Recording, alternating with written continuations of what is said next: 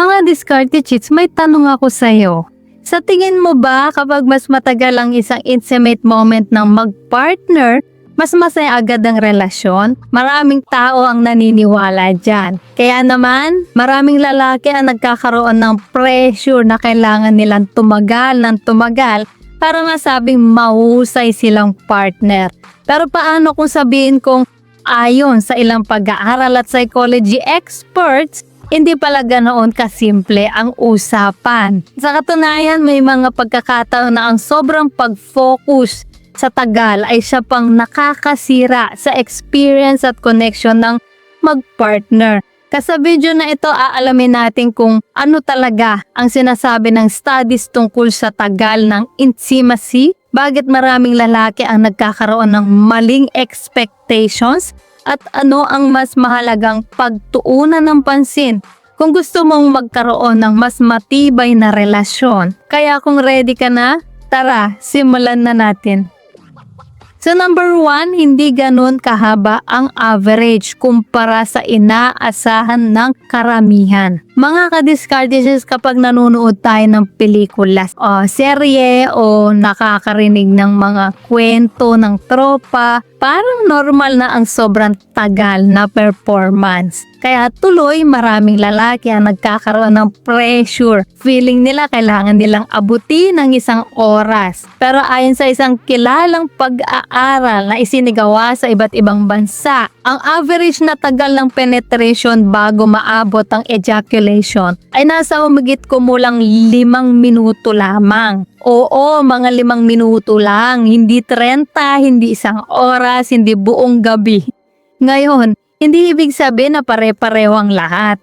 May mas maikli, may mas mahaba, pero ang ipinapakita nito na maraming lalaki ang nagkakaroon ng unrealistic expectations dahil sa mga bagay na nakikita nila online. At dito pumapasok ang psychology. Kapag ang standard mo ay hindi realistic, mas madali kang ma-frustrate kahit normal naman ang nangyayari sa'yo. So number 2, ang tunay na kalabasan ng performance anxiety. Narinig mo na ba ang salitang performance anxiety? Ito ay nangyayari kapag masyado ka nag-aalala kung magiging sapat ba ang performance mo. Imbes na i-enjoy mo ang moment, nagiging examiner ka ng sarili mong kilos.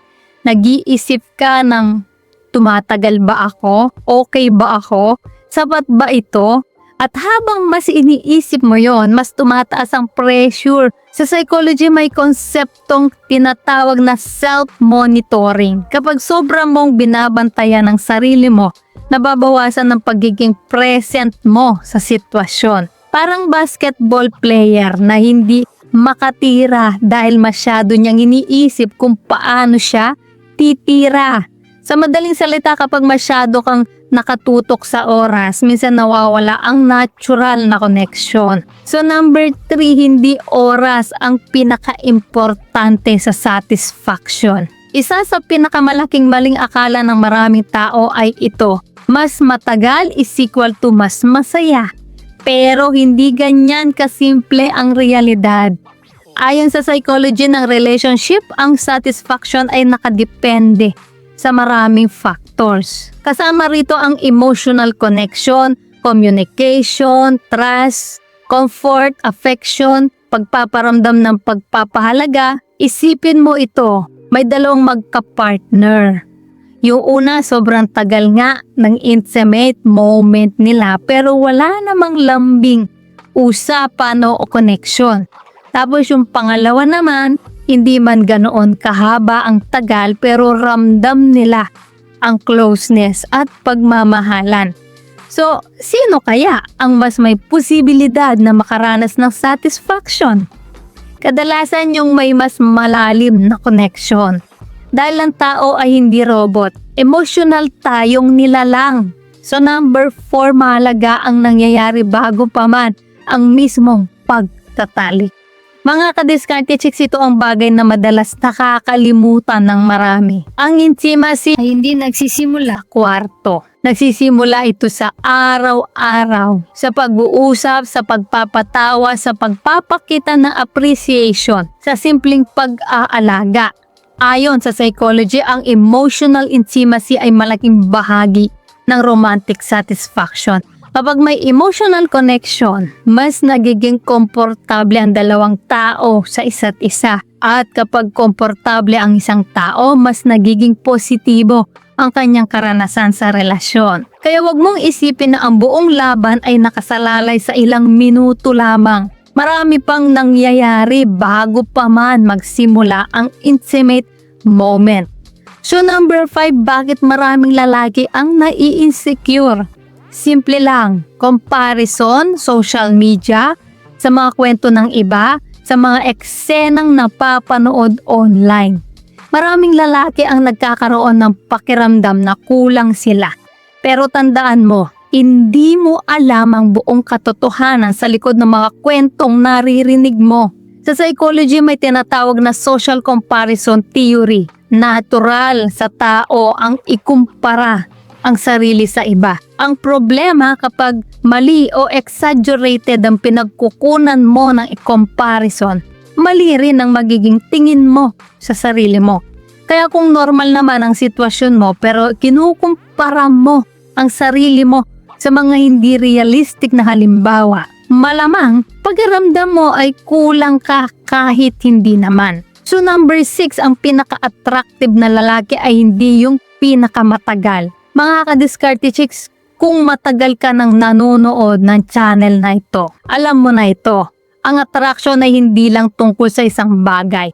Hindi lang ito tungkol sa pera, hindi lang ito tungkol sa itsura, at lalong hindi lang ito tungkol sa performance. Maraming pag-aaral sa attraction na nagpapakita na ang confidence, emotional intelligence, humor, reliability at magandang communication skills ay kabilang sa mga katangiang nakakapagpataas ng attraction. Ibig sabihin kahit gaano ka pa katagal, kung wala namang respeto, connection at emotional maturity, hindi pa rin yun sapat. Samantalang may mga lalaking hindi naman perpekto, pero marunong mag-communicate, marunong makinig at marunong magparamdam ng seguridad. At kadalasan sila pa ang mas nagiging memorable. So number 7, ano ang dapat mong pagtuunan ng pansin? Kung gusto mo magkaroon ng mas magandang intimate relationship, mas mabuting mag-focus ka sa pagpapalalim ng connection, open communication, pagpapakita ng appreciation, pagiging present sa moment, pag-aalaga sa physical at mental health, at pagbabawas ng stress. Dahil ang mga bagay na ito ay may malaking epekto sa overall relationship satisfaction. Mas malaki pa minsan kaysa sa simpleng bilang ng minuto. Mga kadiskarte chicks, kung may isang bagay kang dapat tandaan pagkatapos ng video na ito yon. Hindi oras ang tunay na sukatan ng magandang intimate relationship. Oo, may mga average na lumalabas sa studies. Oo, may mga numero tayong pwedeng pagbasihan. Pero sa huli, ang pinakamahalaga pa rin ay ang kalidad ng connection, respeto, communication, at pagpapahalaga sa isa't isa. Dahil ang tunay na intimacy ay hindi karera, hindi ito paligsahan, at lalong hindi ito paramihan ng minuto. Ito ay tungkol sa dalawang taong komportable, masaya, at konektado sa isa't isa.